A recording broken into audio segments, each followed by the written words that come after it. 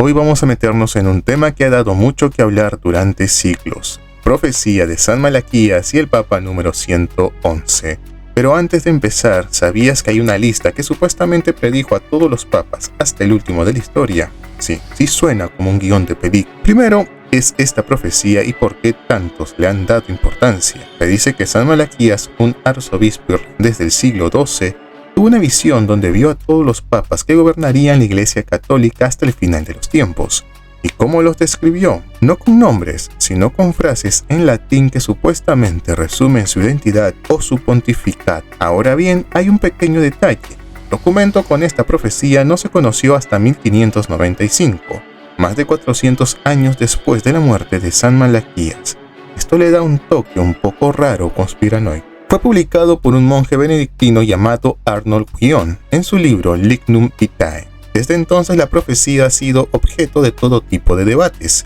¿Realmente lo escribió San Malaquías o fue un invento del siglo XVI para poder influir en la iglesia de ese tiempo? Algunos creen que las descripciones de los papas hasta el siglo XVI son demasiado precisas como para poder ser una coincidencia, mientras que las posteriores son mucho más vagas y abiertas a interpretación. Pero aquí viene lo interesante. Según la lista, el Papa número 111 fue Benedicto XVI, cuyo lema profético era Gloria Olivae, que se ha relacionado con la paz y la orden benedictina. Después de él, la profecía menciona a un último papa, llamado Petrus Romanus, quien gobernará durante tiempos difíciles antes de la destrucción de Roma y el juicio final. Entonces, ¿quién es este último papa? ¿Francisco encaja con esta descripción o todavía falta uno más? Aquí es donde la cosa se pone aún más turbia. Hay quienes ven esta profecía como una advertencia de que la Iglesia Católica está llegando a su fin, pero otros creen que todo esto es una gran farsa. Claro, no faltan los que mezclan esto con teorías esotéricas, conspiraciones del Vaticano y hasta conexiones con el fin del mundo. Así que antes de seguir desglosando todo esto, ¿estamos realmente ante una profecía cumplida? ¿Es solo una serie de coincidencias? ¿O la Iglesia Católica sabía que en estos tiempos las personas nos alejaríamos cada vez de la religión y quieren usar esta profecía para asustarnos y hacernos volver a ella? Vamos a analizarlo paso a paso.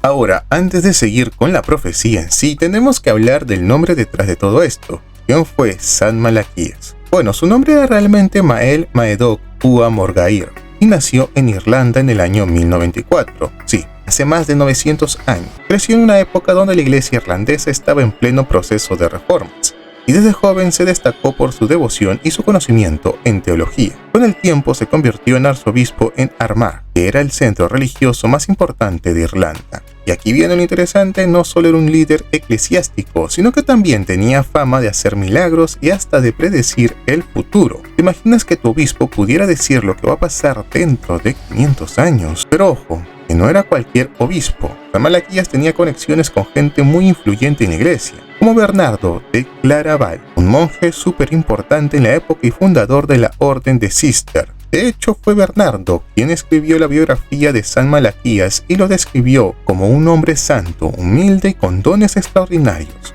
Esto le dio aún más peso a su figura, porque si alguien como Bernardo lo respaldaba, tenía que ser alguien especial. Y hay que entender algo: el siglo XII no era cualquier época. La Iglesia Católica estaba en plena expansión por Europa, enfrentando conflictos políticos y religiosos. Era un tiempo donde la religión tenía una influencia brutal sobre la sociedad y donde las profecías y las señales divinas eran tomadas muy en serio. Por eso no es raro que San Malaquías fuera visto como una figura casi mística, un elegido por Dios para traer mensajes importantes. Ahora hablemos de lo que realmente nos interesa: su supuesto don profético. Se dice que tuvo visiones, hizo predicciones y, claro, dejó escrita la famosa lista de los papas. Pero aquí hay un problema: no hay ningún documento de su época que mencione esta lista. No hay cartas, no hay registros en su biografía escrita por Bernardo que hable de esto. La primera vez que aparece la lista de los papas es en 1595, más de 400 años después de la muerte de San Malaquías. ¿Y quién lo publicó? Un monje benedictino llamado Arnold Guion, en su libro Lignum Vitae. Esto ha llevado a muchos historiadores a preguntarse: ¿Fue realmente escrita por San Malaquías o alguien se inventó siglos después para poder influir en la elección papal de esa época? Los defensores de la profecía dicen que la lista fue escondida por la iglesia durante siglos y solo se reveló cuando era el momento adecuado, mientras que los escépticos creen que Wion y otros clérigos la crearon usando información histórica para que pareciera realista hasta cierto punto. Entonces, aquí tenemos dos versiones: o San Malaquías fue un auténtico visionario que vio el futuro de la iglesia con una precisión increíble, o su nombre fue usado para dar credibilidad a un documento falso. ¿Qué crees tú? Porque esto es solo el inicio de toda la controversia que rodea a esta profecía. Entonces ya vimos quién fue San Malaquías, pero ahora toca meternos de lleno en su supuesta profecía. ¿De qué trata exactamente la lista de los 111 o 112 papas? Bueno, es un conjunto de frases en latín, cada una asociada a un papa desde Celestino XI en 1143 hasta el fin de los tiempos. Pero ojo, como mencioné anteriormente, esta lista no salió a la luz hasta 1595, cuando el monje benedictino Arnold Wion la publicó en su libro Lignum Vitae. Y aquí empieza el misterio. Wion dice que solo está transcribiendo un antiguo manuscrito atribuido a San Malaquías, pero nadie sabe de dónde lo sacó ni qué pruebas tenía de su autenticidad.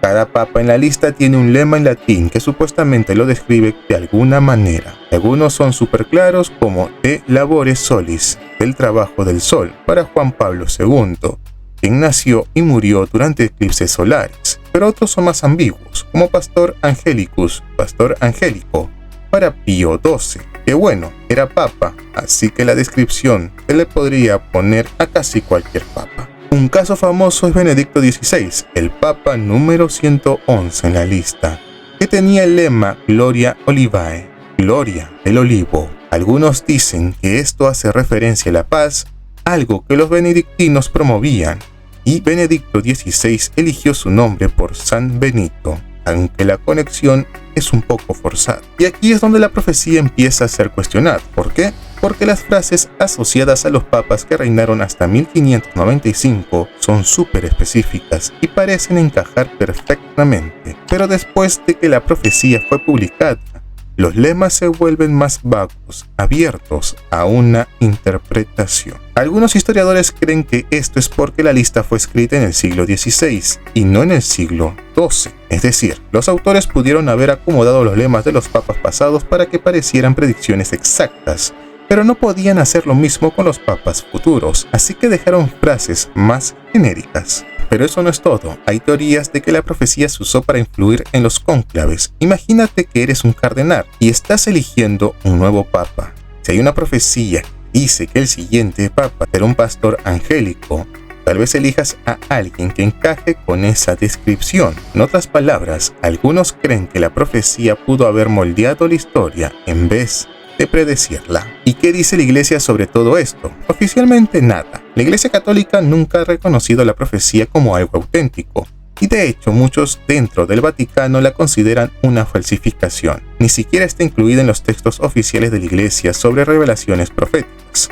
Entonces, ¿esta profecía es una revelación divina o solo un invento bien elaborado? Ahora llegamos al papa número 111 de la profecía, Benedicto XVI. Su nombre real es Joseph Ratzinger. Fue elegido papa en 2005 tras la muerte de Juan Pablo II. Pero aquí la gran pregunta es, ¿realmente encajaba con su lema profético? El lema profético de Benedicto XVI, como mencioné en la lista de San Malaquías, era Gloria Olivae, que se traduce como Gloria del Olivo. Suena bonito, pero ¿qué significa exactamente? Bueno, en realidad hay varias interpretaciones. Una de las explicaciones más populares es que está relacionado con la orden benedictina. ¿Por qué? Porque dentro de la simbología benedictina, la rama de olivo representa la paz. Aunque Ratzinger no era benedictino, era parte del clero diocesano. Algunos creen que el nombre Benedicto podría conectar de manera indirecta con la profecía. Otros argumentan que el olivo es símbolo de la paz y que Benedicto XVI promovió el diálogo interreligioso y la reconciliación en momentos de conflicto. Pero siendo sinceros, ¿el Papa no ha hablado de paz en su pontificado? No es exactamente algo exclusivo de él en cierta forma. Lo que sí es innegable es que su pasado estuvo marcado por crisis, Durante su pontificado, la Iglesia enfrentó escándalos de abuso, filtraciones de documentos confidenciales en el caso Vatilix y una creciente secularización en Europa. Un tiempo complicado y él mismo admitió que no tenía la fuerza para poder lidiar con todo. En 2013, Benedicto XVI hizo algo que ningún papa había hecho en casi 600 años. Decidió renunciar, y esto encendió aún más la especulación sobre la profecía. Algunos decían que el lema Gloria Olivae tenía que ver con el fin de su pontificado, con la idea de que el olivo simboliza su retiro en una vida de contemplación, como Jesús en el Monte de los Olivos antes de su crucifixión. Pero siendo objetivos, el lema es lo suficientemente vago como para que cualquier interpretación pueda encajar. No hay ninguna referencia directa en su vida o papado que haga que Gloria Olivae sea una descripción inequívoca de Benedicto XVI. Y aquí volvemos al gran dilema de la profecía. ¿Realmente los lemas describen a cada papa o simplemente nos esforzamos en encontrar conexiones después de que los hechos ya ocurrieron? Con Benedicto XVI parece que más que una predicción se trató de una interpretación bastante flexible. Pero lo más interesante es lo que viene después de él, porque según la lista, después del papa número 111, solo queda uno más, y ese es el que supuestamente marcaría el fin de la Iglesia tal como la conocemos. Y aquí es donde la profecía llega a su punto más escalofriante. Según la lista de San Malaquías, después del papa número 111, es decir, Benedicto XVI, vendría el último papa, Petrus Romano, o Pedro el Romano, y este sería el papa que vería el colapso de la propia Iglesia. Pero aquí está el detalle. El siguiente papa fue Jorge Mario Bergoglio, el Papa Francisco, y su nombre no tiene nada que ver con Pedro ni con Roma. Entonces, ¿qué pasa aquí? La profecía falló. Algunos intentan forzar una conexión diciendo que Francisco es Pedro Romano de manera simbólica. Por ejemplo, su primer nombre, Jorge, viene del griego Georgios, que significa agricultor, lo que podría asociarse a San Pedro, que era un pescador. Además, aunque es argentino, su familia es de origen italiano, es decir, romanos, por ascendencia. Pero siendo sinceros, esas conexiones son bastante débiles. Francisco nunca ha usado el nombre Pedro, ni ha hecho referencias directas a esta profecía. De hecho, su elección como papa en 2013 fue más vista como una renovación de la Iglesia, con una figura más humilde y cercana al pueblo. Ahora, si nos vamos al otro lado del debate, hay quienes creen que Francisco sí encaja con la idea del último papa, pero no porque su nombre sea Pedro, no porque su papado está marcado por cambios radicales y crisis internas. Durante su pontificado, la Iglesia ha enfrentado escándalos de corrupción, divisiones internas y pérdida de fieles.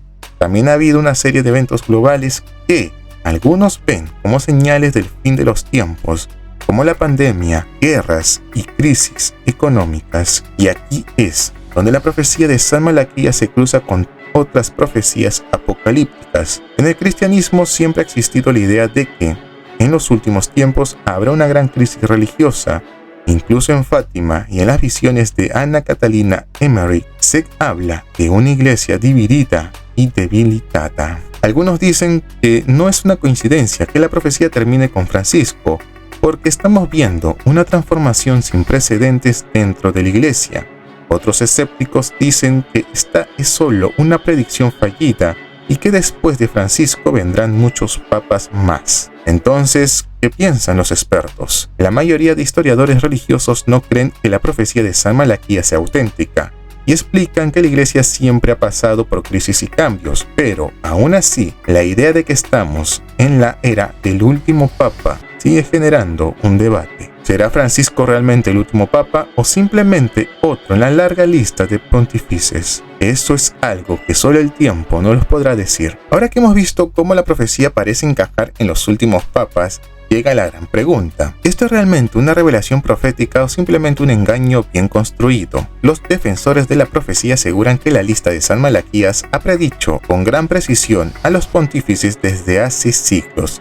Señala que algunos lemas parecen describir con exactitud a ciertos papas, como mencioné anteriormente Juan Pablo II con De Labore Solis, relacionado con eclipsis en su vida, o Benedicto XVI con Gloria Olivae, que algunos vinculan con la orden benedictina. Pero por otro lado, los historiadores y teólogos han analizado estas afirmaciones y no están tan convencidos. De hecho, muchos creen que la profecía es un fraude y que fue escrita en el siglo XVI, no por San Malaquías, sino como una herramienta política dentro del propio Vaticano. El primer registro de la lista aparece en 1595 cuando el monje Arnold Guyon la incluyó en su libro Lignum Vitae. Aquí es donde surge la primera gran sospecha. Hasta el Papa que gobernaba en esa época, las descripciones de la profecía parecen encajar perfectamente, pero a partir de ahí los lemas se vuelven más vagos e imprecisos. Algunos investigadores creen que la lista fue creada para poder influir en la elección del Papa de ese momento, Gregorio XVI.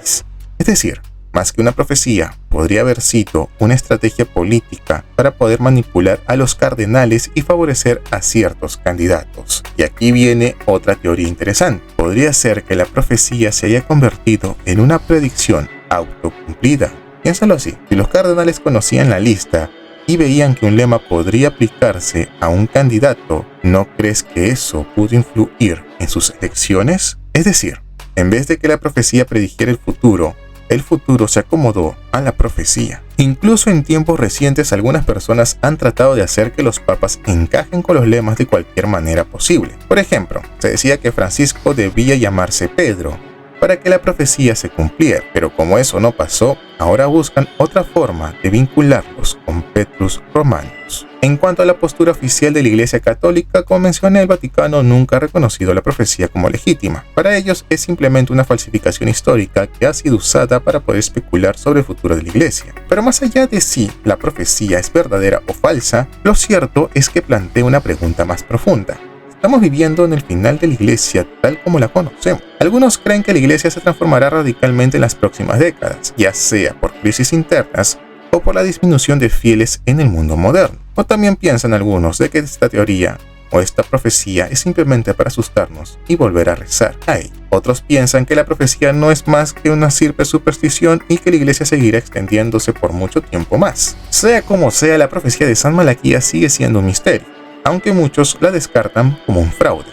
Lo cierto es que su influencia ha perdurado durante siglos y aún sigue dando incluso mucho que hablar. Entonces, después de todo lo que hemos visto, ¿qué podemos concluir sobre la profecía de San Malaquías? Hemos analizado su origen y cómo apareció en 1595, siglos después de la muerte de San Malaquías. Vimos cómo muchos de los lemas encajan sorprendentemente bien con algunos papas, mientras que otros parecen forzados o abiertos a una interpretación. También discutimos las críticas de historiadores y teólogos que sugieren que la profecía pudo haber sido manipulada para poder influir en los conclaves papales. Nos detuvimos en el Papa número 111, Benedicto XVI, y cómo su lema profético Gloria Olivae ha sido interpretado de diversas maneras, desde su relación con los benedictinos hasta teorías más esotéricas sobre su renuncia y el futuro de la Iglesia. Y por supuesto hablamos del último papa en la lista, Petrus Romanus. ¿Francisco realmente encaja con este papel?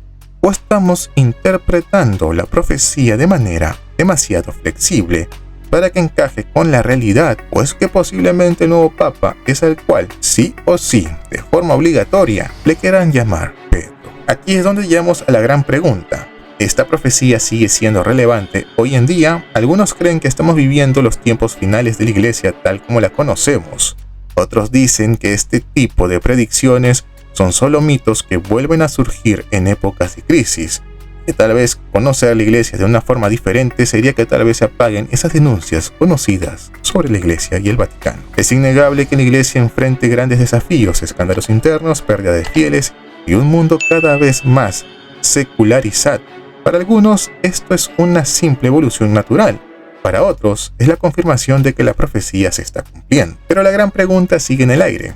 ¿Es esto el fin de la Iglesia o simplemente un cambio en su historia? ¿San Malaquías realmente predijo el futuro o fue una coincidencia bien elaborada? Al final, la respuesta depende de ti.